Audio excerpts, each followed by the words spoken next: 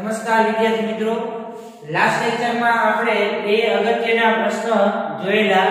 એમાં એક પ્રશ્ન હતો ઇલેક્ટ્રોનનો ડ્રિફ્ટ વેગ અને બીજો પ્રશ્ન હતો ડ્રિફ્ટ વેગ અને વિદ્યુત પ્રવાહ ઘનતા વચ્ચે સંબંધ દર્શાવતું સમીકરણ, જે આપણે સાબિત કરેલું J = NEVD. હવે એના પછી આ પાઠમાં પ્રકરણ નંબર 3 વિદ્યુત પ્રવાહ ધોરણ 12 પાઠ 5. તો પાંચમા પાઠમાં આપણે અત્યારે આમાં બે ટોપિક અને એક સ્વાધ્યાયનો દાખલો જોવાનો છે. તો એ સ્વાધ્યાયનો દાખલો શું છે અને આ બે ટોપિક શું કહેવા માંગે છે એના વિશેની આપણે સંપૂર્ણ ચર્ચા અહીંયા આપણે કરવાની થશે. તો મિત્રો, આપણે ટોપિકનું નામ શું છે પહેલા એ જુઓ. ટોપિકનું નામ શું છે? રિલેક્સેશન ટાઈમ અવરોધકતા, રિલેક્સેશન ટાઈમ વાહકતા વચ્ચે સંબંધ દર્શાવતું સમીકરણ સાબિત કરો. તો મિત્રો, તમારી પાસે વિદ્યુત પ્રવાહ ઘનતા ના સ્વરૂપમાં ઓહમનો નિયમ આવો કંઈક છે.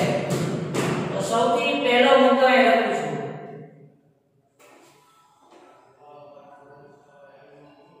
વિદ્યુત પ્રવાહ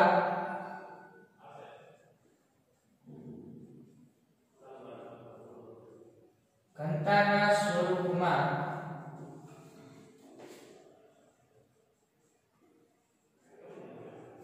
ઓહમનો નિયમ નીચે મુજબ શું થાય? વિદ્યુત પ્રવાહ ઘનતાના સ્વરૂપમાં ઓહમનો નિયમ શું થાય?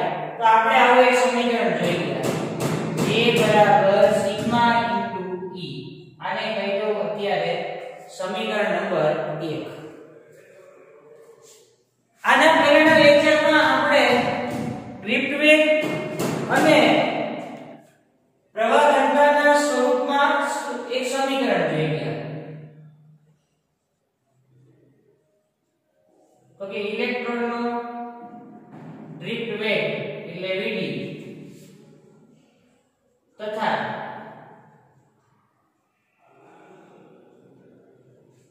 પ્રવાહ ઘનતા J નું સૂત્ર શું હતું?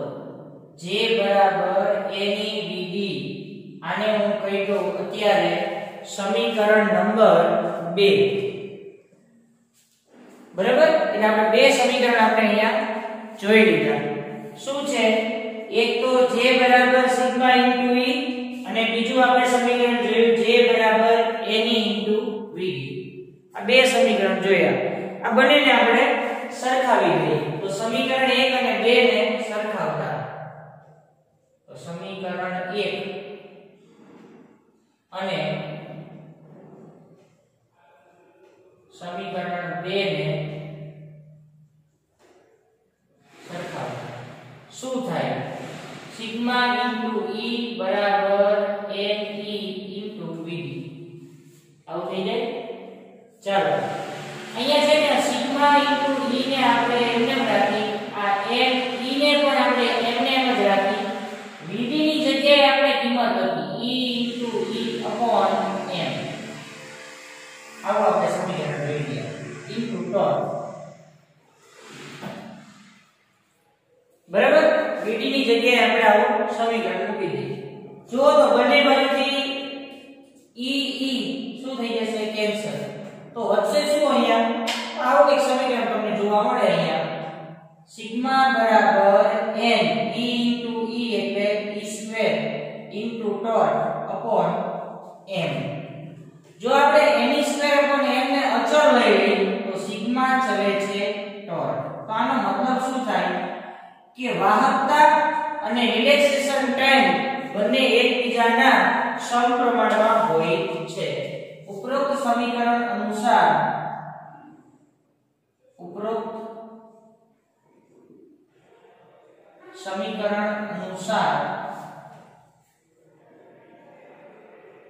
વાહકતા અને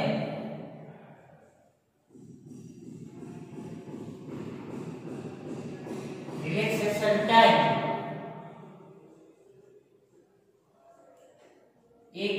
એકબીજાના સમપ્રમાણમાં હોય છે. થઈ ગયું આટલું? હવે આપણે એક સમીકરણ પણ જોઈ ગયા. સૂત્ર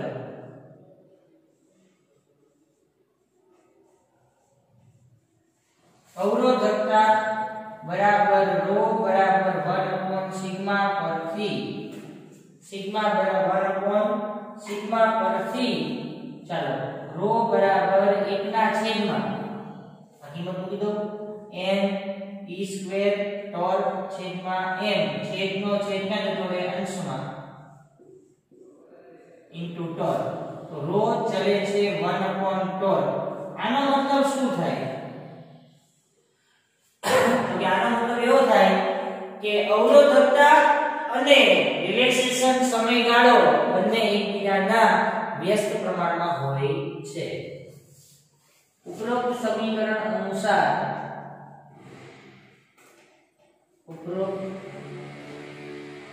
સમીકરણ અનુસાર અવરોધકતા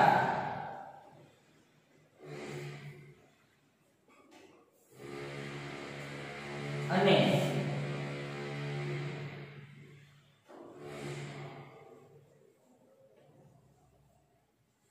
ટાઈમ એકબીજાના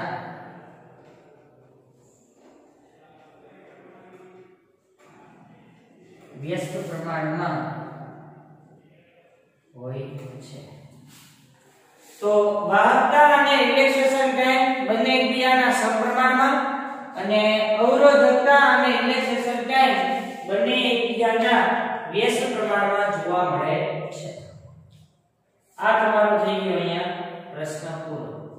બરાબર? એના પછી આવે મોબિલિટી. આ પણ એક આઈએમપી પ્રશ્ન છે. વિદ્યુત ભારની મોબિલિટી. વિદ્યુત ભારની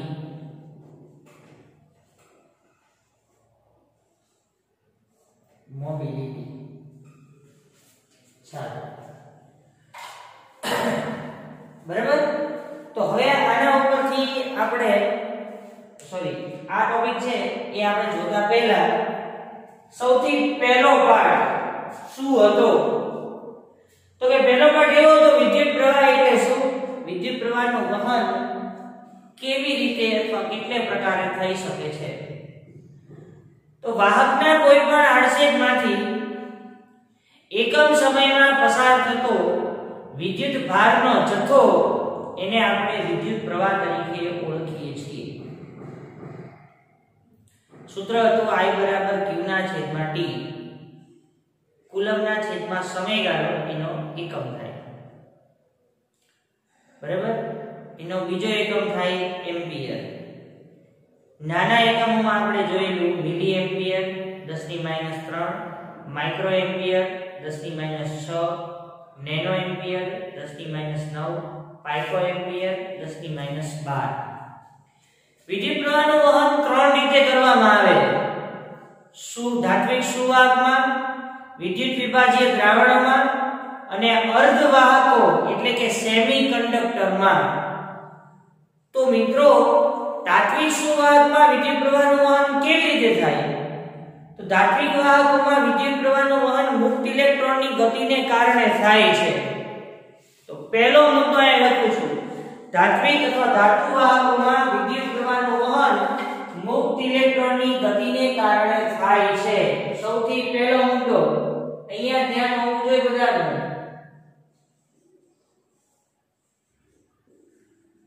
ધાતુ વાહકોમાં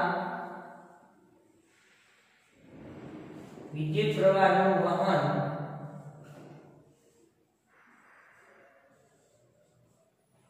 મુક્ત ઇલેક્ટ્રોનની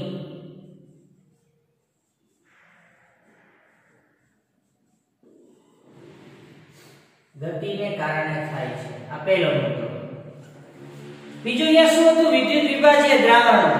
તો વિદ્યુત વિભાજ્ય દ્રાવણમાં વિદ્યુત પ્રવાહની ગતિ ધન આયનો અને ઋણ આયનોને કારણે થાય છે. બીજો મુદ્દો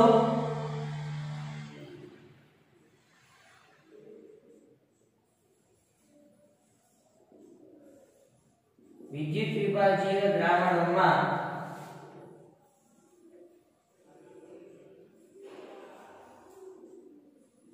વિદ્યુત પ્રવાહની ગતિ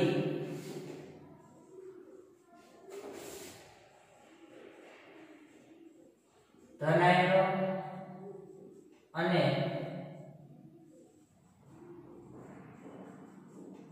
ઋણ આયનોને કારણે થાય છે. આ બીજું. ત્રીજું શું હતું? અર્ધવાહકોમાં વિદ્યુત પ્રવાહની ગતિ આંશિક રીતે ઇલેક્ટ્રોન અને આંશિક રીતે હોલને કારણે થાય છે. યાદ રાખો કે હોલ છે એ કોઈ કણ નથી, એ ગાણિતિક સંકલ્પના છે અને એ અત્યારે ધન વીજભાર તરીકે વર્તે છે એવું આપણે ધારવાનું છે. કારણ કે આનું આખું ચેપ્ટર આપણે ચેપ્ટર નંબર 14 સેમિકન્ડક્ટર આવવાનું છે ત્યારે ડિટેલમાં ચર્ચા આપણે કરશું. પણ અત્યારે તમારે એવું ધારવાનું કે હોલ એ કોઈ કણ નથી, એ એક ગાણિતિક સંકલ્પના છે, એનો કોઈ એની સાથે કોઈ આંતરક્રિયા પણ થઈ શકતી નથી. ઇલેક્ટ્રોન જેવો એ કણ નથી, એ માત્ર ને માત્ર એક સંકલ્પના છે.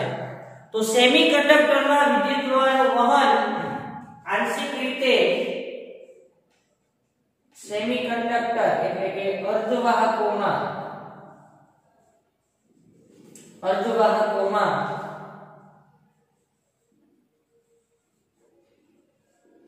વિદ્યુત પ્રવાહનું વહન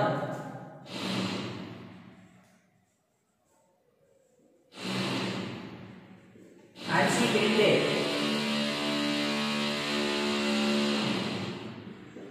હોલ તથા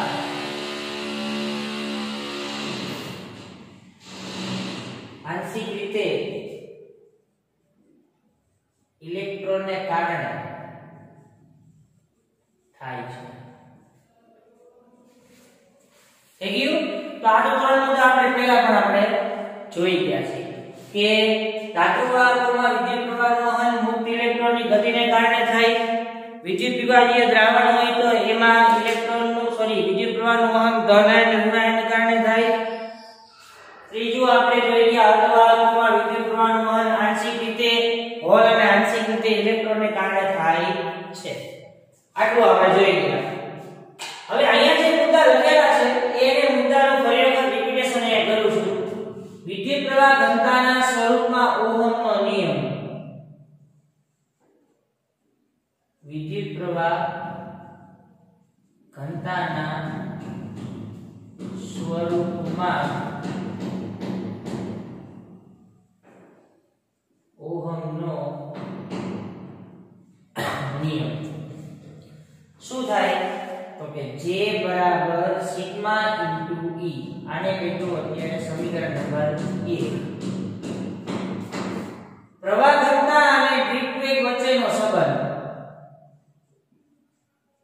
પ્રવાહ ઘનતા અને ડ્રીપ વેગ વચ્ચેનો સંબંધ શું થાય? J બરાબર NVD. આ સમીકરણ નંબર 2. 1 અને 2 ને આપણે વળી પાછા સરખાવી દઈએ. તો સમીકરણ 1 અને 2 ને સરખાવવા. સમીકરણ 1 અને સમીકરણ 2 ને સરખાવવા શું થાય? સિગ્મા ઇન્ટુ E બરાબર Ne ઇન્ટુ Vd. ચાલો આવું થઈ ગયું. હવે તમે શું કરશો? ઓકે, હવે છે ને એક સરસ મજાનું અહીંથી એક બનાવું છું. જોજો અહીંયા શું થાય. જો સિગ્મા ના છેદમાં Ne બરાબર Vd ના છેદમાં E. આવું મેં સમીકરણ બનાવ્યું. અહીંથી Ne ના સામેના છેદમાં લઈ ગયા અને અહીંથી E ને સામેના છેદમાં લઈ ગયા. આવું સમીકરણ બન્યું. બરાબર? તો અહીંયા જે Vd upon E છે ને, આ Vd upon E બરાબર અને લખાય કેવી રીતે? શું લખાય? એકમ વિદ્યુત ક્ષેત્ર દીઠ વાહકનો ડ્રિફ્ટ વેગ એટલે કે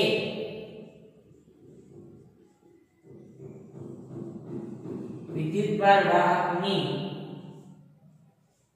મોબિલિટી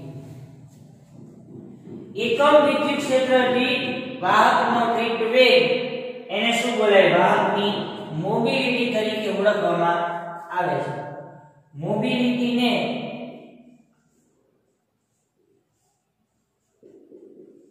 મ્યુ વડે દર્શાવવામાં આવે છે શેના દર્શાવવામાં આવે છે મ્યુ વડે તો મોબિલિટી નું મારે સૂત્ર લખવું હોય તો શું થાય તો પહેલું સમીકરણ આવું થાય મ્યુ બરાબર vt ના છેદમાં e આ પહેલું સમીકરણ પણ vt upon e બરાબર તમે શું લખી શકો સિગ્મા upon ne તો એનું બીજું સમીકરણ તમે શું લખી શકો તો કે મ્યુ બરાબર સિગ્મા upon ne આવું થાય આ બે સમીકરણ મોબિલિટીના હવે એનો એકમ જોઈએ તો એકમ શું થાય મોબિલિટીનો એકમ આપણે જોવો તો શું થાય મોબિલિટીનો એકમ શું થાય તો કે અહીંયા મ્યુ બરાબર ચાલો vd એટલે વેગ મીટરના છેદમાં સેકન્ડ વિદ્યુત ક્ષેત્રના બે એકમો એમાં પહેલું આવે વોલ્ટ પ્રતિ મીટર છેદનો છેદ ક્યાં જતો રહે અંશમાં તો ફાઇનલ શું બને metre square second inverse voltage inverse આ પહેલો એકમ બને બીજો એકમ લખવો હોય તો શું થાય તો કે મ્યુ બરાબર વેગનો એકમ તો તમને બધાને ખબર જ છે મીટર પ્રતિ સેકન્ડ અને વિદ્યુત ક્ષેત્ર માટે શું થાય ન્યૂટન પર કુલમ છેદનો છેદ ક્યાં જતો રહે અંશમાં તો metre coulomb second inverse newton inverse તો આ એનો થઈ ગયો બીજો એકમ તો અહીંયા તમારો આ ટોપિક પણ પૂરો થાય છે તો મિત્રો અહીંયા આપણે બે ટોપિક પૂરા કરી દીધા એક હતો રિલેક્સેશન ટાઈમ અને અવરોધકતા બીજો હતો રિલેક્સેશન ટાઈમ ને વાહકતા વચ્ચે સંબંધ દર્શાવતું સમીકરણ વાહકતા અને રિલેક્સેશન ટાઈમ બંને એકબીજાના સમપ્રમાણમાં હોય અવરોધકતા અને રિલેક્સેશન ટાઈમ બંને એકબીજાના વ્યસ્ત પ્રમાણમાં હોય છે અને એને પછી સૌથી અગત્યનો પ્રશ્ન મોબિલિટી એટલે શું તો કોઈ પણ વિદ્યુતભાર વાહકો જો ધાતુ લેવામાં આવે તો વિદ્યુત પ્રવાહનું વહન મુક્ત ઇલેક્ટ્રોનની ગતિને કારણે થાય વિદ્યુત વિભાજ્ય દ્રાવણ હોય તો એમાં વિદ્યુત વિભાજ્ય દ્રાવણોમાં ધન આયન અને ઋણ આયનને કારણે વિદ્યુત પ્રવાહ તમને મળે અર્ધવાહકો હોય તો એમાં વિદ્યુત પ્રવાહનું વહન આંશિક રીતે હોલ અને આંશિક રીતે ઇલેક્ટ્રોનને કારણે થાય છે પછી આપણે અગાઉ જે બે સમીકરણ જોઈ ગયા ઓહમનો નિયમ વિદ્યુત પ્રવાહ ઘનતાના સ્વરૂપમાં J બરાબર સિગ્મા ઇન્ટુ E ડ્રિફ્ટ વેગ અને પ્રવાહ ઘનતા વચ્ચેનો સંબંધ J બરાબર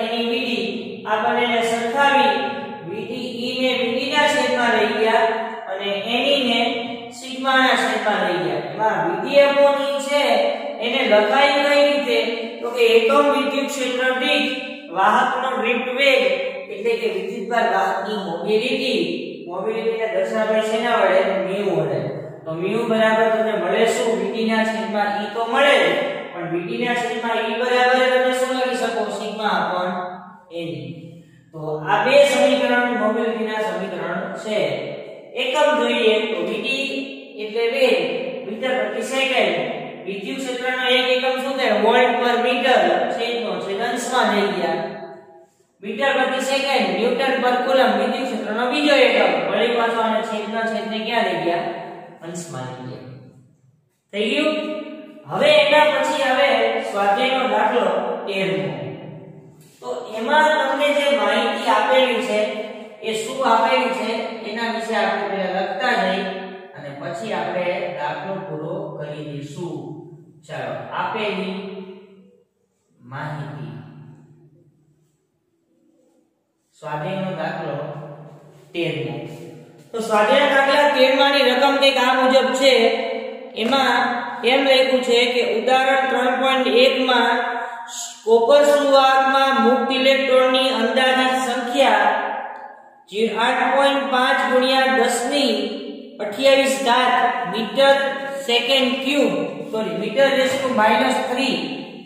તો મિત્રો તમે એક વસ્તુ જોઈ લો, તમને સંખ્યા ઘનતા આપેલી છે, તો સંખ્યા ઘનતા એને n વડે દર્શાવવામાં આવે. તો પહેલું તમને આપેલું છે કોપરમાં મુક્ત ઇલેક્ટ્રોનની સંખ્યા ઘનતા n બરાબર 8.5 ગુણ્યા 10 ની 28 ઘાત. તો અહીંયા પહેલું તમને માહિતી આપેલી છે ઇલેક્ટ્રોનની સંખ્યા ઘનતા 8.5 ગુણ્યા 10 ની 28 ઘાત મીટર રેસ ટુ -3. આગળ જો આવા ઇલેક્ટ્રોનને 3 મીટર લાંબા તારના એક છેડાથી બીજા છેડા સુધી ડ્રિફ્ટ થતા કેટલો સમયગાળો લાગશે? લંબાઈ કેટલી આપેલી છે? 3 મીટર. તો l બરાબર લંબાઈ બરાબર 3 મીટર. કેટલો સમયગાળો લાગે? એક છેડેથી બીજે છેડે જતા કેટલો સમયગાળો લાગશે? તારના આડછેદનું ક્ષેત્રફળ તમને આપ્યું છે 2 ગુણ્યા 10 ની -6 ઘાત. ચાલો a બરાબર ક્ષેત્રફળ બરાબર 2 ગુણ્યા 10 ની -6 ઘાત મીટર સ્ક્વેર. આટલું તમને ક્ષેત્રફળ આપ્યું. તેમાંથી 3 એમ્પિયર જેટલો પ્રવાહ વહે છે. ચાલો I બરાબર 3 એમ્પિયર. હાલો આટલું થઈ ગયું. તો શું શોધવાનું છે? સમયગાળો શોધવાનો છે. સ્વાભાવિક છે, આપણી પાસે એક સરસ મજાનું સમીકરણ છે. અહીં ધ્યાન રાખજો. પ્રવાહ ઘનતા અને ડ્રિફ્ટ વેગ વચ્ચે નો સંબંધ શું થાય? J બરાબર એની બીજી. આવું તમે જોઈ ગયા. ચાલો J ની જગ્યાએ તમે શું લખી શકો? I ના છેદમાં a ne into vd. ચાલો આને હજી આપણે એમને રાખીએ. I ના છેદમાં ne vd ની જગ્યાએ તમે શું લખી શકો? અંતર ભાગ્યા સમય, એટલે કે l ના છેદમાં t. આવું લખી શકીએ. t છે ને એને આપણે સૂત્રનો કરતા બનાવ્યો. તો t બરાબર શું થઈ જાય? n e l a upon i. એ ગુણાકાર હોતો રે આગે આવી જાય છેદમાં. ચાલો t બરાબર સંખ્યા ઘનતા એટલે 8.5 ગુણ્યા 10 ની 28 ઘાત. e એટલે ઇલેક્ટ્રોન માટેનો વિદ્યુતભાર, લંબાઈ એટલે 3, ક્ષેત્રફળ એટલે 2 ગુણ્યા 10 ની -6 અને આખાના છેદમાં એમ્પિયર એટલે 3. આ 3 તો કેન્સલ થઈ જવાના. તો t બરાબર આ બધાનો શું કરવાનો? ગુણાકાર કરવાનો. t બરાબર બધાનો ગુણાકાર કરશો એટલે તમને મળશે 27.2 ગુણ્યા 10 ની 3 ઘાત સેકન્ડ. એક ઘાત આપણે આ બાજુ થશે એટલે 2.72 ગુણ્યા 10 ની 4 ઘાત. તો t બરાબર 2.72 ગુણ્યા 10 ની 4 ઘાત સેકન્ડ. થઈ ગયું? આ દાખલા બહુ સહેલા છે કે તમે શાંતિથી તમારી રીતે બધું આયોજન કરજો. બરાબર? તો આ પાઠમાં આપણે રિલેક્સેશન ટાઈમ, અવરોધકતા, રિલેક્સેશન ટાઈમ, વાહકતા, મોબિલિટી અને સ્વાધ્યાય દાખલો 13 આટલા આપણે ટોપિક અહીંયા પૂરા કરેલા છે. હવે નેક્સ્ટ લેક્ચરમાં આપણે અવરોધકતા અને તાપમાન વચ્ચે સંબંધ દર્શાવતું સમીકરણ સાબિત કરવાનું છે. હવે એના પહેલા આપણે નેક્સ્ટ લેક્ચર શરૂ કરતા પહેલા એક અહીંયા ટોપિક આપણે પૂરો કરી જ દઈએ એટલે સાથે સાથે પૂરો થઈ જાય. બરાબર? તો ખાલી તમારા સમીકરણ જ યાદ રાખવાનું છે. શું છે એનો પ્રશ્ન? અવરોધકતા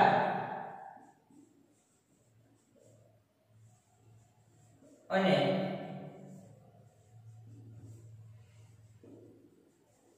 તાપમાન વચ્ચેનો સંબંધ. સામાન્ય એક સમીકરણ યાદ રાખવાનું છે. અવરોધકતા અને તાપમાન વચ્ચે સંબંધ દર્શાવતું સૂત્ર શું થાય?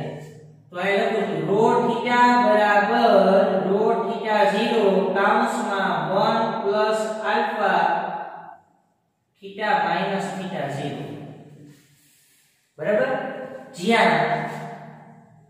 જ્યાં રો થીટા બરાબર થીટા તાપમાને અવરોધકતા થીટા તાપમાને અવરોધકતા રો થીટા 0 સંદર્ભ તાપમાને તમે રકમ આપેલું હશે સંદર્ભ તાપમાને શરૂઆતનું તાપમાને અવરોધકતા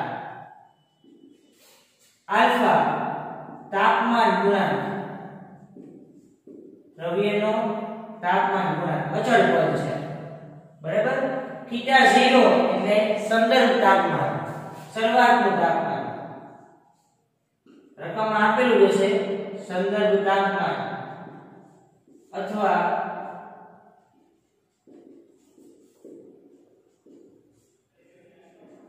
શરૂઆતનું તાપમાન અને થીટા બરાબર